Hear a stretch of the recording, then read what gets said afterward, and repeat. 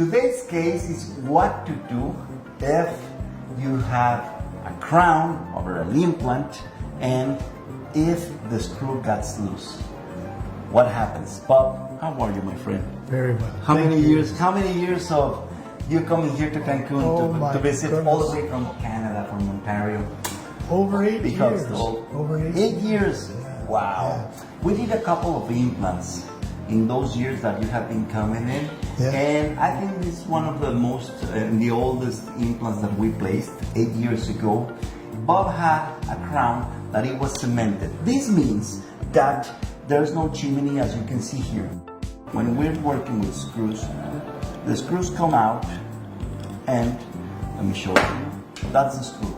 This is the thing that tightens a bar or tightens a crown. This is an advanced technology in microscopic technology and mechanics. Yes. Well, yeah. So when you're doing a bar and you have this screw retainer bar, so you put this, you go through, you screw it in, and then you, with a ratchet, 25 newtons, and then you cover that chimney. When you want to give service, you open this, and then that's the way to work with it. Bob's case was a single crown with cemented. He was back home, and then he started to move, start to wiggle. Imagine, this is our implant. Bob had an abutment, and then a crown, and he started to move. Why it moved? Because the screw got loose, but the crown was covered. There was no chimney, so we needed to cut that crown. So right now what you have, it's a crown in a different position. Let me show you. This is the implant that you're having, and then you have this that you see how it has a cord. It goes in. Is that the abutment? And then, well, it's part of the connection that we have. And then here we put the abutment with the screw. I mean, this is a macro, just to explain. Yeah. So see how it goes through, as you can see here, how it goes through. So then we tighten this,